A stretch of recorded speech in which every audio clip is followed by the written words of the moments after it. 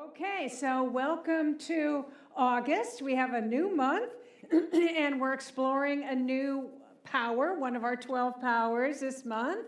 And this month is the power of will, which includes choice, commitment, and willingness.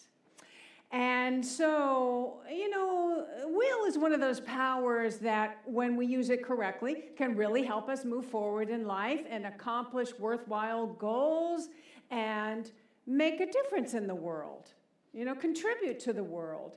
And used incorrectly, the power of will can create a lot of misery for ourselves and others. Speaking of which, last Sunday, I saw the summer blockbuster movie, The Odyssey, Christopher Nolan's. How many have seen that? Okay, good. Well, if you haven't seen it, I have a feeling you're probably familiar with the story. Maybe you read the poem, you had to read it in school, or you read the Cliff Notes or something. Somewhat familiar. So I don't feel like I'm giving anything away when I share about this, and I share that this is a really great example of someone who used the power of will both constructively and destructively, right? So in the beginning, Odysseus says yes to the call to go serve in the Trojan War. And, yeah, there he is, right there. There he is. He says yes. He's been asked to serve, to lead 500 men across the sea into battle in the Trojan War. So he makes a choice to serve. And he is willing to leave his wonderful wife and his newborn son, excuse me, to go for Lord knows how long this is going to be, so he is willing to do that. He makes a commitment to really sacrificing the comfort of hearth and home, in order to see this through to victory. He's committed to victory. All right, so this is the power of will used, constructively. Now, through the story, this kind of power of will becomes overactivated, uber-activated, and that and his men get in a lot of trouble. His clever plan to enter the gates of Troy, and that and other acts angers the gods. So they win the war, but on the way back, they get lost, and the gods, blow them in all sorts of very dangerous, extremely dangerous situations, right? Exciting, though. Makes for a good movie and a good story. And so, in the end, cover your ears if you don't want to know. All right. So, none of the men make it. Basically, he's the sole survivor of this mission. And he has regret, deep regret and guilt and shame. First of all, for disobeying Zeus's law, which is Xenia.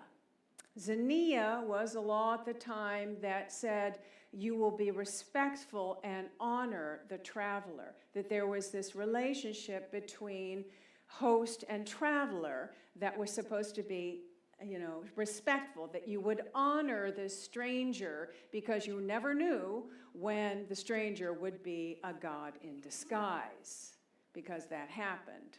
So it was like an honor code, and when people followed it, there was peace in the land, and civilizations flourished, right? So it really kept it. Now, when Odysseus came up with this brilliant idea to gift the people of Troy with this gigantic wooden horse, in honor of the goddess Athena, they, of course, welcomed it in, gratefully welcomed it in. Oh, look at this gift, into their city. But But of course, it was a trick, right? Because hidden inside were the soldiers. And once they were inside the gate, they fell from the belly of the horse and brutally attacked the city. I mean, decimated it. And so, his power of will, really kind of this misuse of the power of will and this disregard for the law of Xenia brought on the fall of civilization. At least that's what I took from the movie. That's what I took. You may have had a different perspective, but that's what I took away. Now, I doubt any of us are as guilty of that kind of ego-led will, nowadays. Well, maybe. With the exception of some in Silicon Valley, maybe. But the point is that, many people tend to use their power of will for kind of short-sighted personal desires out of arrogance, just to kind of get their way. It's willfulness, right? That's what it is. It's using that power of willfulness. And that's gotten us into a lot of trouble, personally and collectively, which is why many religions and wisdom traditions have a directive that helps us overcome this human tendency. And that is surrendering to a higher will, right? Thy will be done. It's pretty big in the Bible, both the Hebrew Bible and the New Testament. Thy will be done, right? And so it's interesting in both the Greek and the Aramaic translation of the word will, it's interpreted as divine desire. Oh, I'm not ready for that one yet. Not ready for that one yet. Divine desire or intention. So when we align with divine love, with that source of who we are, remember we talked about last week that we are this love. When we align with that, then our will can become a blessing for others. We can create something that's a blessing for others. So in the Aramaic, one possible interpretation of that line, thy will be done on earth as it is in heaven. Okay, you can bring this up. And this is according to Neil Douglas Klotz in his book, Cosmic Prayer. Yeah, Cosmic Prayer. He breaks down the Lord's Prayer in Aramaic and gives possible interpretations. And one is, as we find your love in ours, let heaven and nature form a new creation. Isn't that beautiful? As we find your love in ours, let heaven and nature form a new creation. And in Taoism, there's a saying that expresses this idea of divine will as move with life's deeper current. I want to move with life's deeper current. Because when we are moving with life's deeper current, we're in alignment with that universal flow. And again, our will can, in alignment with the divine, we can choose things that are not only personally satisfying, but also satisfying for others. Right? So then our will becomes the ability to integrate that universal wholeness into our personal lives in specific, achievable ways. In specific, achievable ways. And maybe we don't have to struggle so much. Maybe we don't have to struggle so much. Maybe we can ride that divine current, And because we're in alignment, we're unified with that divine power, we can accomplish all things, even those things that are seemingly impossible. So I want you to think about a time in your life when you were just trying to make something happen, and you just weren't getting anywhere. Maybe you got lost on your voyage. Maybe it was an ego-based goal that you were trying to achieve. And then you decided to surrender, to allow that divine wisdom to reveal perhaps a higher purpose for that goal, for the goal that you were trying to achieve. And then suddenly, grace happened. Grace happened. Somebody showed up to help you, or doors opened, or there was the right person that came into your life as if by divine orchestration. Things just fell into place. I want you to think about a situation like that. And maybe it didn't happen exactly as you had planned, but perhaps even better. I want you to think about something in your life this week, because next week I'm going to carve out some space for you to come and share it with us. Okay? Yeah. All right, let's talk more about choice, the power of choice. Choosing is that ability, that power of will to choose one possibility out of infinite possibilities. Select that one to pour our love and our attention and our energy into. Now, this can be very difficult for a lot of us because there's so much choice, right? We live particularly in America, there is just so much choice. We are bombarded with choice. Choice overload, When the soccer fans came from all over the world to watch the World Cup, to come participate in the World Cup, they were posting photos of not only like the giant size of things, the super size of things that they'd never seen before, but also the variety of different flavors of something. You just go down the snack aisle in any grocery store. How many flavors of corn chips do we really need? Cool Ranch, barbecue, hot, flamin' hot, chili lime, nacho, chili, cool, churro, Taco Bell. I don't know, there's just like so many. You just go, really? Do we really need that much? And they were like, they couldn't believe it. We're taking pictures and posting them. It's just so much choice. And in all areas of our life, we have choice from the very beginning, right? We can choose wherever we want to live in this huge country, and when we're young, we choose a course of study, in college or vocational school among hundreds. And then we have to choose a career among thousands.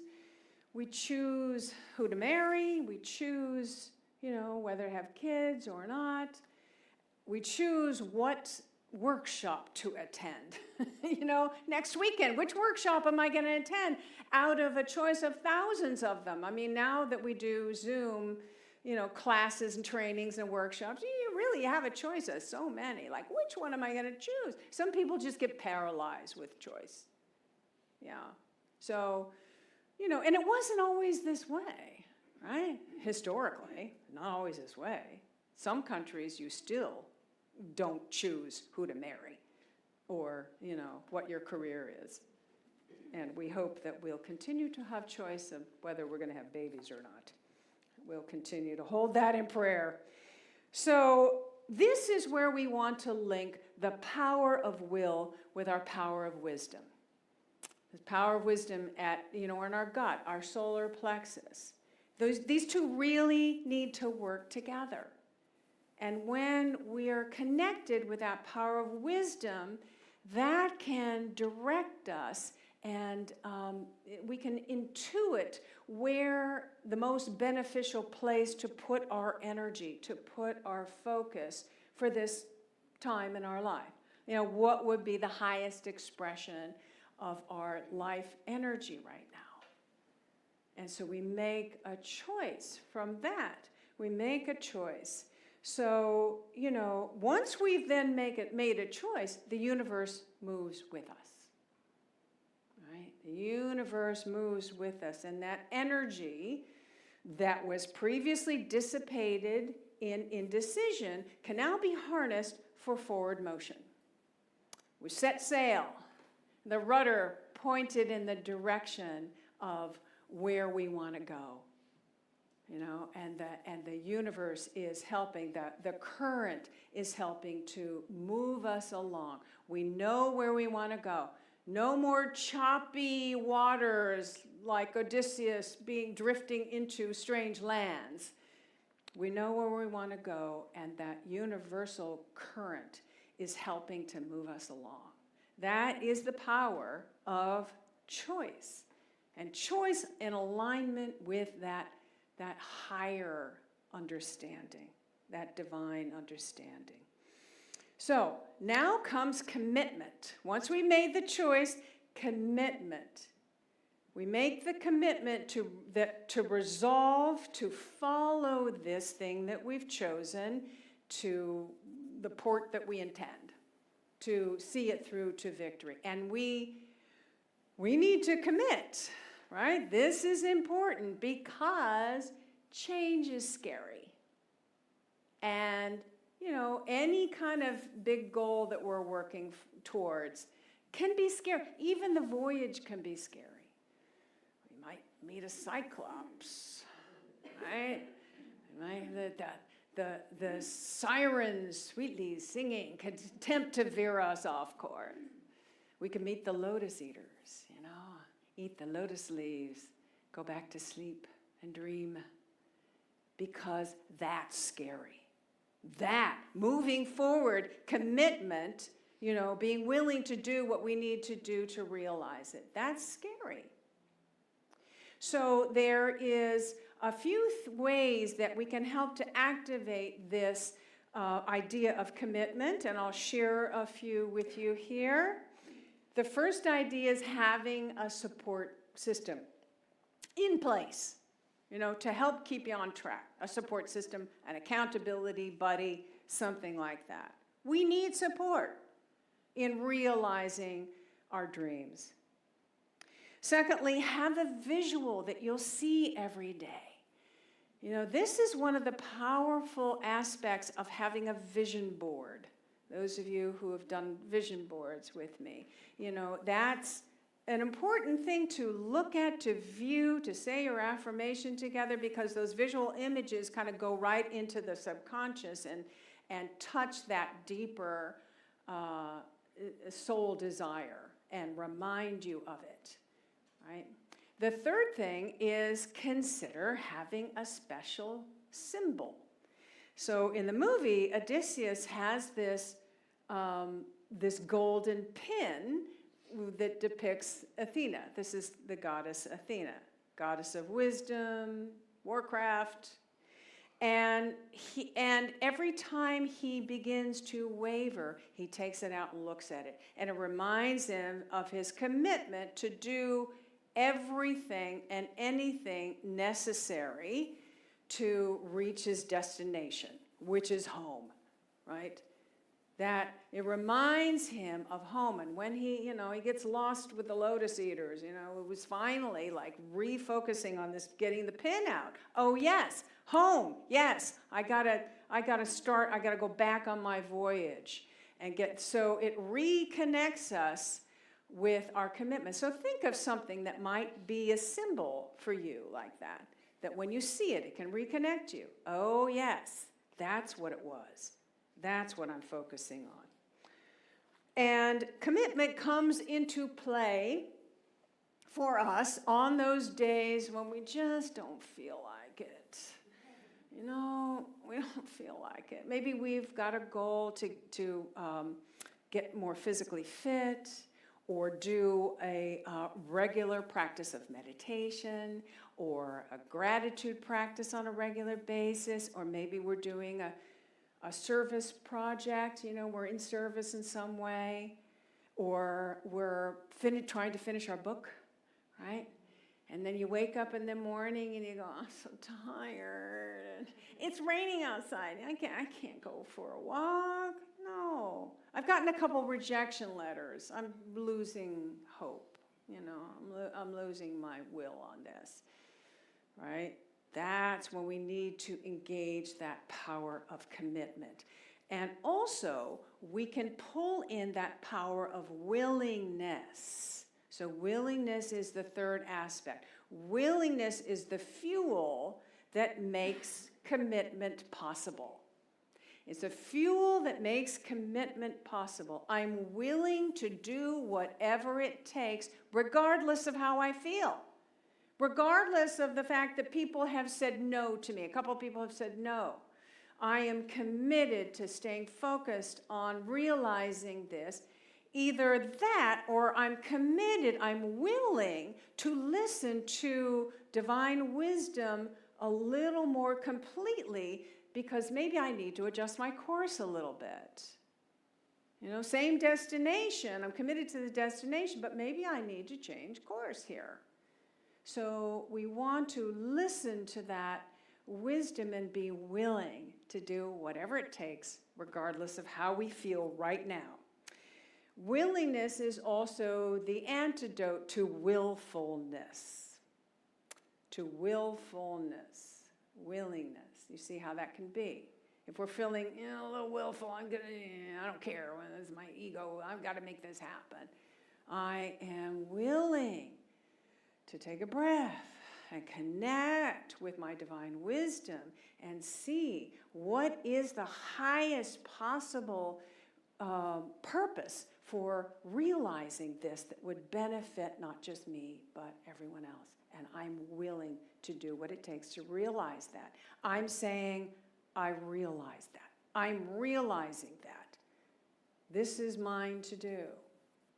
So Linda Martella-Witzit says in her book, Divine Audacity, willingness is a state of allowing. Allowing is our capacity to welcome our experience and receive its gifts. To welcome our experience and receive its gifts. Allowing is our ability to cooperate with, rather than control, the flow of divine ideas. I'm cooperating with, I'm flowing with the current of life. I'm cooperating with that flow of divine wisdom. All right, so the question is, will you? Will you? Will you listen to, connect with that divine wisdom, and out of that make a choice to accomplish something? Will you? Yes? Good. Will you make a commitment to get support in that? Will you? Yes. Will you be willing to do whatever it takes, regardless of how you feel at the moment? Will you? Yes. All right. All right. Then I look forward to seeing what we're all creating here. Namaste. Hi, it's Reverend Victoria here. I'm at Unity Center of Peace with our house band, Bright Matter. Hello. Yeah, and if this video has inspired you or empowered you or opened your heart, opened your consciousness, or even just given you hope, we ask that you support that what we're doing here by making a donation today, going to unitychapelhill.org or clicking the link below. And we thank you. Thank Thank you. you.